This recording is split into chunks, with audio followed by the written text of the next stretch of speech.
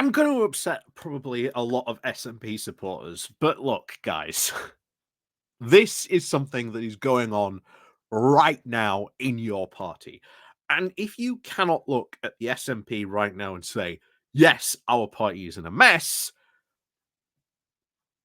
then I think you need to really reevaluate what's really going on in the SNP right now. And we're going to do that today because honestly, the SNP are in very, very, very much a massive mess of their own making.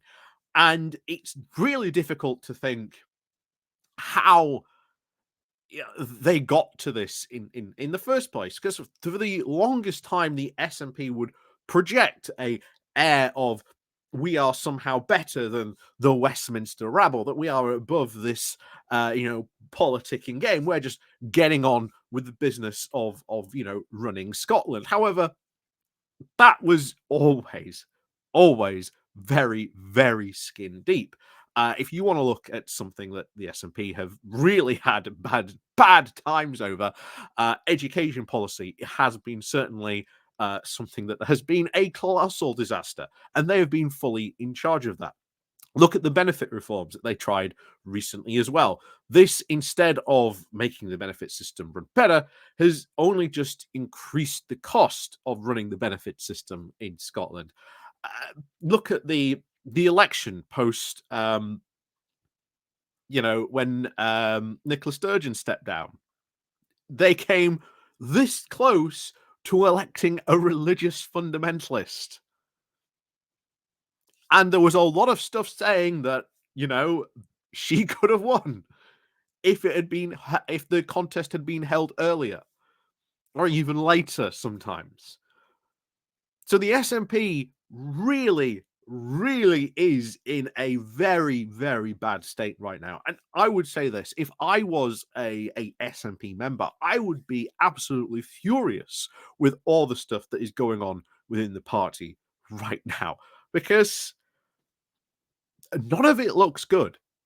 And I would be really interested to hear like your takes. If you are a SNP member, I am really interested in like what your takes of your party are right now, because honestly, it does not seem to be in a very, very good mess.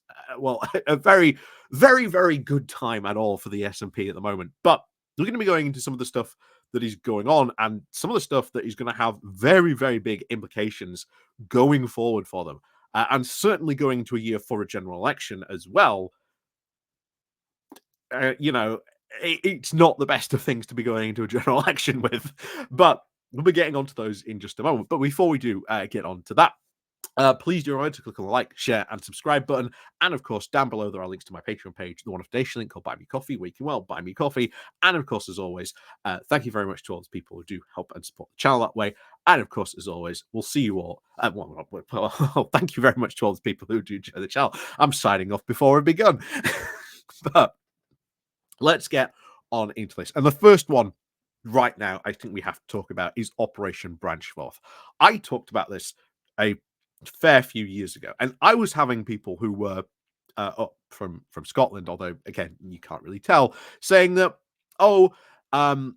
this is just a nothing investigation. This is just trying to quote throw off the stench of Partygate.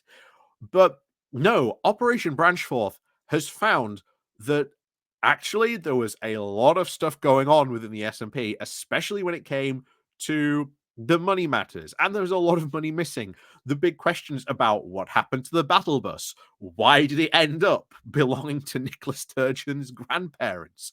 Why was it parked on their driveway?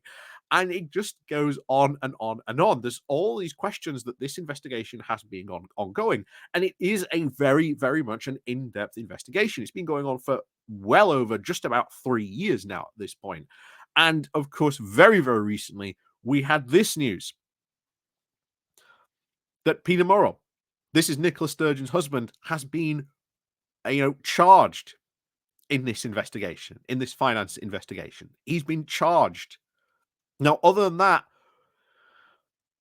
I'm sure more stuff potentially could maybe come out in the next coming days. But when this goes to court, and oh boy, will it go to court sooner or later? Um, more and more stuff will come out. And remember, this has really reached almost all the top echelons of like SNP membership. So it turns out, really, this facade that you know when Nicola Sturgeon sort of put out this air of a surety that somehow they were sort of better at better than the current Tory government. Turns out being, in charge of that party and being in the head of the government, potentially now facing one of the biggest financial political scandals ever seen. It's not that best of looks, really, guys, is it? But things could get even worse for the SNP in the coming days. And we'll get into that just in a moment. Because you may or may not know, depending how closely you sort of follow Scottish politics, that the SNP currently are in a bit of a coalition. They are in the coalition with the Scottish Green Party. And back when they had their leadership contest, they were saying that if the SNP does elect this religious fundamentalist, then they're going to withdraw their support, which would have caused huge problems. Of course, Hamza Yusuf won, so he is now in charge of the SNP. But the SNP recently dropped a lot of their green pledges, which then caused a big, almost riot within the Scottish Green Party, which has now led to this. This rebellion over this could now completely kaput the coalition that the Greens have. And this is an upcoming vote that is going to happen soon, relatively soon in this case. But when it does happen, as you're seeing here, the co-leader is thinking this could fail. Like the coalition government could completely fail. And this is going to be just another crisis that the SNP is going to find themselves having to deal with. If not, they might find themselves having to call an election to try and solve this out.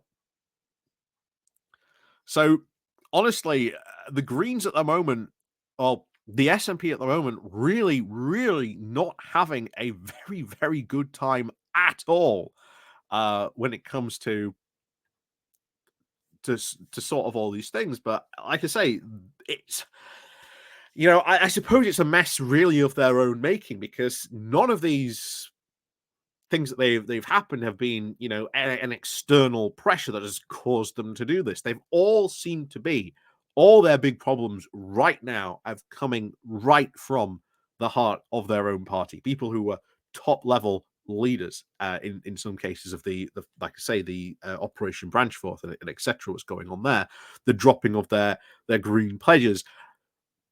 There's a lot of bad things going forward right now for the SNP, and it's interesting to see if maybe this is maybe the start of something they don't want to admit, but maybe this could be like the beginning of the end of the SNP. Maybe this is, death by 1,000 cuts. But it seems to me there's just so much going on here that unless something really drastic happens, I don't see the SNP continuing in its current form much longer. I really can't see that.